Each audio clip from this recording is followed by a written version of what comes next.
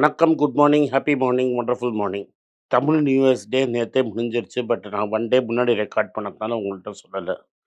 அதனால பில்லேட்டட் தமிழ் புத்தாண்டு வாழ்த்துக்கள். நேத்து மணிப்பேச்சுல வந்திருக்கும். என் சார்பாகவும், என் டீம் சார்பாகவும் உங்க எல்லாருக்கும் தமிழ் புத்தாண்டு வாழ்த்துக்கள். இன்னைக்கு ரொம்ப இம்பார்ட்டண்ட்டா ஒரு விஷயம் பேசலாம்னு நெனச்சேன். அதாவது டெக்னாலஜி எப்படி என் லைஃப்ப மாத்தித்து அப்படிங்கிறத உங்களுக்கு சொல்லி, உங்க வாழ்க்கையில டெக்னாலஜி எப்படி உங்களெல்லாம் மாற்றும் அப்படிங்கிறத ஒரு சின்ன கண்ணோட்டம் உங்களுக்கு குடுக்கலாம்னு நெனச்சேன். ஸோ, என் லைஃப்ல நான் ஃபர்ஸ்ட்டு ஸ்டார்ட் பண்ணும்போது, டெலிஃபோனே ஒரு லக்ஸுரி. எங்க தாத்தா ஒரு பெரிய செல்வந்தரா இருந்ததுனால, எங்க வீட்ல டெலிஃபோன் உண்டு. அண்ட் எங்க அப்பா டாடா ஸ்டீலுக்கு போனோன்ன, ஜம்ஷெட்பூர்ல எங்க வீட்ல ஃபோன் இருந்தது. அதனால நான் பிறந்தபோதே எங்க வீட்ல ஒரு ஃபோன் இருந்தது. அதனால எனக்கு அது லக்ஸுரின்னு தெரியாது. ஆனா, போக போக எனக்கு என்ன தெரிஞ்சதுன்னா, எல்லார் வீட்லயும் ஃபோன் இருக்காதுன்னு. அந்த ஃபோனுங்கிறது ரொம்ப கஷ்டம். அதுவும் நான் இருந்தது மெட்ராஸ்ங்கிற ஊர்னால, ஃபோன் டேக்கன் ஃபார் கிராண்டட். எனக்கு ஜம்ஷெட்பூர் ரொம்ப ஞாபகம் இல்ல. ஜம்ஷெட்பூர்லயே எங்க வீட்ல ஃபோன் இருந்ததுன்னு சொல்லுவாங்க. பட் 100 பேர் வீட்ல, ஒருத்தர் வீட்ல கூட ஃபோன் இருக்காது. அவளோட லெஸ்ஸர் டெலிடென்சிட்டி அப்படிங்கிறது இருந்தது. இப்போ ஊர்ல எங்க அத்தை விழுப்புரத்துல இருப்பாங்க. பல ஊர்ல இருந்தாங்க. அவங்க வீட்லலாம் ஃபோனே இருக்காது. ஒரு போஸ்ட் கார்ட்ல தான் லெட்டர் வரும். அந்த லெட்டர் வாரத்துக்கு 3 லெட்டர் வரும். எனக்கு நெறைய அத்தைகள் உண்டு. அந்த அத்தைகள்ட்டலாம் வாரத்துக்கு ஒரு லெட்டர் வரும். அப்படிதான் டச் இருக்கும். எங்க அம்மா உடனே பதில் போடுவாங்க. ரொம்ப அர்ஜென்ட்டா இருந்தா தான் அத்தையோட காலேஜ்ல கூப்பிட்டு பேசுவாங்க. எங்க அத்தை அவினாஷிலிங்கம் காலேஜ்ல இருந்தாங்க ஒரு அத்தை. அவங்க காலேஜ்ல கூப்பிட்டு பேசுவாங்க.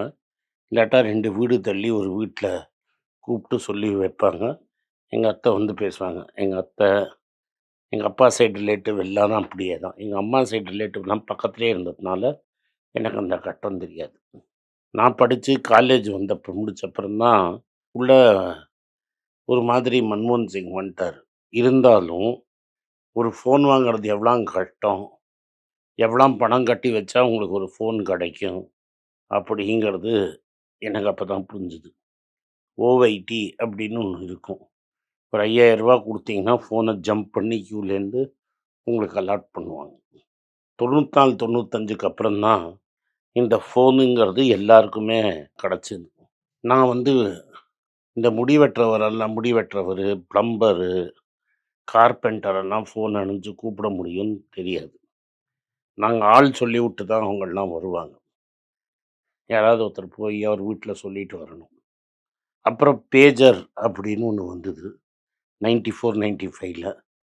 இந்த பேஜர் மெசேஜ் அனுப்பலாம் நீங்க. என்ன கூப்பிடுங்க அப்படின்னு. அது சேல்ஸ்லலாம் கொஞ்சம் இம்ப்ரூவ்மென்ட் இருந்தது.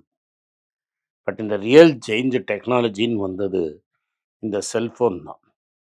நான் கல்யாணம் ஆச்சேன் 97ல எனக்கு என்ன ஞாபகம் இருக்குன்னா, இன்கமிங், அவுட் கோயிங் 2த்துக்கும் ரூ. 16 வாங்கிட்டு இருந்தாங்க. In matter of 5 years or 7 years அந்த ரூ. 16ங்கிறது ரூ. 1 ஆயிடுச்சு.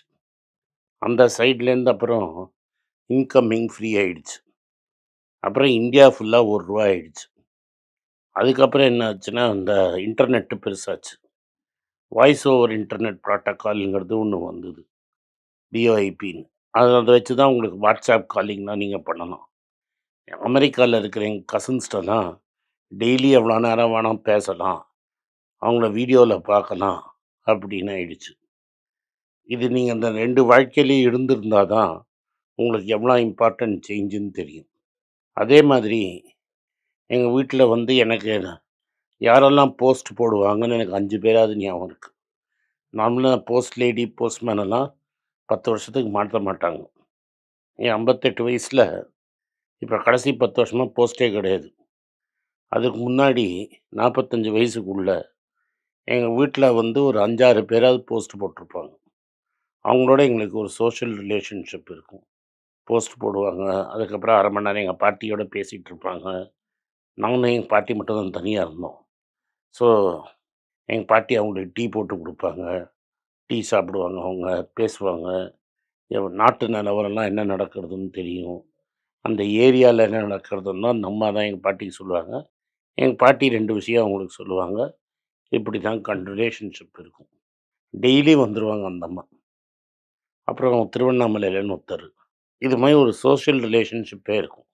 இந்த ஃபோன் ரிப்பேர் பண்றவரு, இந்த போஸ்ட்மேன், இன்னைக்கு நீங்கலாம் ஸ்விக்கிலேன்னு ஆர்டர் பண்ற மாதிரிலாம் ஃபோன் பண்ணி சொன்னா கடையிலேருந்து கொண்டு வந்து சாமான் போடுவாங்க.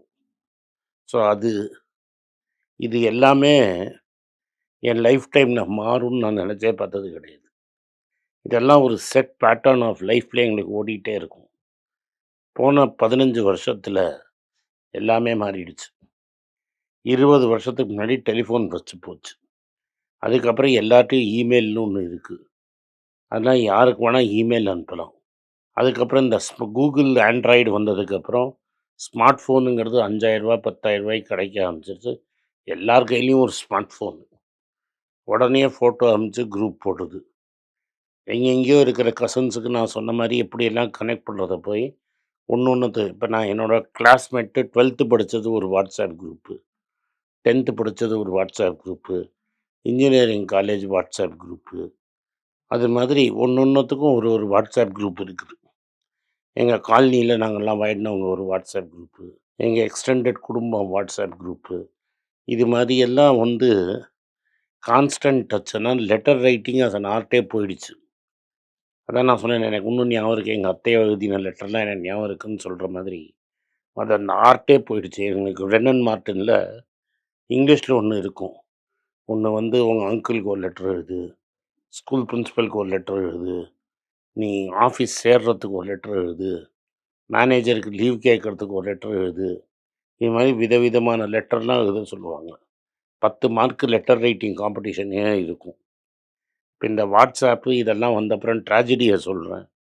இங்கிலீஷோட யூசேஜ நம்ம சாவடிச்சுட்டோம். தமிழோட யூசேஜையும் சாவடிச்சுட்டோம். ஹிந்தியோட யூசேஜையும் சாவடிச்சுட்டோம்.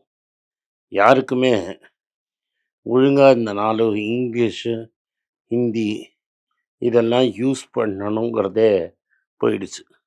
இப்ப என் ஆஃபீஸ்ல நெறைய பேர் வேலை செய்றாங்க. நான் ஒரு பேப்பர குடுத்து படின்னு சொன்னா, நெறைய பேரால இந்த பேப்பரையே படிக்க முடியாது. கஷ்டப்பட்டு 1980ஸ்ல ஒரு மூவ்மெண்ட்டே நடத்தி, நேஷனல் லிட்ரசி மூவ்மெண்ட்டுன்னு நடத்தி, எல்லாருக்கும் அட்லீஸ்ட் மினிமம் பேசிக் படிக்கணும், பேசிக் மேத்ஸ் வரணும், ஒரு அளவு எல்லாரும் படிச்சு முடிக்கணும்னு நெனச்சோம் நம்ப. இந்த டெக்னாலஜி வந்ததுல, இந்த பேசிக் படிப்பு இப்ப எல்லாமே போயிடுச்சு. இத்தன நாள் என் டெக்னாலஜி என்ன ஆச்சு, என் லைஃப் எப்படி மாத்திச்சுன்னு சொன்னேன். இப்போ உங்களுக்கு ஒண்ணு சொல்றேன். பைபெடல் ரோபோன்னு ஒண்ணு இருக்கு. உங்களுக்கு 2 ஃபோட்டோ காட்ட சொல்றேன். 16, 17 கம்பெனி இந்த பைபெடல் ரோபோ பண்ணிட்டுருக்குறான். 2030க்குள்ள இந்த பைபெடல் ரோபோ $10,000 கீழ வந்துரும். அப்புறம் ரொம்ப ரேப்பிடா விலை குறைய போகுது. ரூ. 5,00,000 4,00,000 இந்த பைபெடல் ரோபோ வந்துரும். பைபெடல் அப்படின்னா என்னன்னா, இப்ப நம்ம பைபெடல் ஹியூமன் பீயிங். மாடு, ஆடெல்லாம் 4 பெடல் ஹியூமன் பீயிங். அதாவது 4 கால்ல நடக்கும். நம்ம 2 கால்ல நடக்கிறோம். இப்போ 2 கால்ல நடக்கிற மாதிரி ரோபோ இந்த ஆட்டோ கம்பெனி சேல்ஸ் எல்லாம் நீங்க மெஷர் பண்றீங்கல்ல, அதோட 10 மடங்கு சேல்ஸ் நடக்கும். ஒரு ஹியூமன் என்னெல்லாம் பண்ணுவானோ, அதெல்லாம் இப்பவே பண்ண ஆரம்பிச்சிருச்சு அது. ஃபுட்பால் ஆடுது. ஒரு ஹோண்டாவோட ஒரு பைபெடல் ரோபோ ஃபுட்பால்ல கோல் கீப்பர தடுக்குது. பேசிக்கலி என்ன பண்ணும்னா, இன்னும் மிஷின் லேர்னிங் வர வர இந்த பிரிக் லேயிங்கு, துணி துவைக்கிறது, வீட்ல பெருக்கிறது, இது மாரி ரிப்பீட் ஜாப்ஸ் எல்லாம் இருக்குல்ல. எலக்ட்ரீஷியனு, பல்பு மாத்துறது, ஃபேன் மாத்துறது, இதெல்லாம் வீட்ல நடக்கிற எல்லா வேலையும் அது பண்ணிடும். இதெல்லாம் என் லைஃப் டைம்ல நிச்சயமா நான் பார்க்க போறேன். துணி துவைக்கிறது, பெருக்கிறது, மிஷின்ல போட்டு துணி எடுக்கிறது, துணிய உணர்த்துறது, இதெல்லாம் நான் பார்த்துருவேன். பட் உங்க லைஃப் டைம்ல மோர் அண்ட் மோர் ஜாப்ஸு இந்த பைபெடல் ரோபோ பண்ணிடும். கார் ஓட்டும். ஒரு எலக்ட்ரிக் காரோட எண்ட் பாயிண்ட்டும் சாஃப்ட்வேர் அசிஸ்டட் டிரைவிங்கும் ஒரு பைபெடல் ரோபோ சேர்ந்ததுன்னா உங்கள் காரை ஓட்டிடும். இதனால தான் பில்கேட்ஸ் ரீசெண்டாக ஒரு இன்டர்வியூவில் சொல்லியிருக்கிறான், எங்களுக்கு இவ்வளோ இன்ஜினியர்ஸே வேண்டாம் அப்படின்னு சொல்லிட்டான். இவ்வளோ இன்ஜினியர்ஸ் அவனுக்கு வேண்டான்னா பேசிக்லி வாரத்துக்கு 2 நாள் நீங்கள் வேலை செஞ்சால் போகிறோம், மீதி எல்லாம் ஆர்டிஃபிஷியல் இன்ஜினியரிங் பார்த்துரும். அந்த 2 நாளைக்கு மட்டும் நீங்கள் வேலை செஞ்சால் போகிறோம். 40 வயசுக்கு மேலே வேலைன்னு ஒன்றுமே இருக்காது. முக்கால்வாசி வேலை வந்து ரோபோவை பண்ணிடும். இது மாதிரி ஒரு சொசைட்டி நான் என்னால் கற்பனையே நான் இந்த சின்ன வயசில் பார்த்தது கிடையாது. நீங்கள் பார்க்க போகிறீங்க. இது 2 பெரிய டாக்ஸ் என்னை இன்ஃப்ளூயன்ஸ் பண்ணிது. ஒன்று வந்து வினோத் கோஷ்லான்னு ஒரு பெரிய Indian American investor, Intel Pentium chip design பண்ணவர், சன் மைக்ரோ சிஸ்டம்ஸில் ஒர்க் பண்ணவர். அவர் கொடுத்த டாக்லேருந்து தான் இந்த பைபெடல் ரோபோ என்னெல்லாம் பண்ணும் அப்படிங்கிறத சொன்னேன். அதே மாதிரி இன்னொரு டாக்கில் பில்கேட்ஸ் சொன்னதையும் கனெக்ட் பண்ணி தான் இந்த இது பேசினேன். மேபி ரொம்ப நேரம் என் லைஃப் பற்றி உங்கள்கிட்ட பேசிட்டேன். ரொம்ப சென்டிமெண்டல் ஓல்ட் மேன். என் லைஃப்பில் 20 வருஷத்தில் நடந்த சேஞ்சை பற்றி ரொம்ப பேசிட்டேன். பட் எதுக்கு உங்களுக்கு இந்த 10 நிமிஷத்தை முதல்ல அது பேசிட்டேன்னா, உங்கள்கிட்ட வரப்போகிற சேஞ்சஸ் இன்னும் ரேப்பிட் அண்ட் ஃபாஸ்ட்டாக இருக்கும். முக்கால்வாசி பேருக்கு நீங்கள் பண்ணுற வேலையே கையில் இருக்காது. அதனால் இன்னும் கொஞ்சம் ஃபாஸ்ட்டாக ஓடி ஸ்கில்ஸை நீங்கள் டெவலப் பண்ணியிருக்கலன்னா நீங்கள் ரேஸ்லேயே இருக்க மாட்டீங்க. கடைசியாக அந்த கோர்ஸில் இன்டர்வியூவில் சொன்னது ஒன்று சொன்னேன், இவ்வளோ டாக்டரை தேவையே பண்ண மாட்டார், ஏஐஏ முக்கால்வாசி உடம்புக்கு க்யூர் சொல்லிடும். ஒரு பெரிய எம்டி டாக்டருக்கு அடியில் 4 ஏஐ டாக்டர் இருப்பான், அவனே 4 எம்டி விஷயத்த சொல்லிடுவான். இவ்வளோ டாக்டர் தேவை இருக்காதுன்னு வினோத் கோஷ்லா சொல்கிறாரு.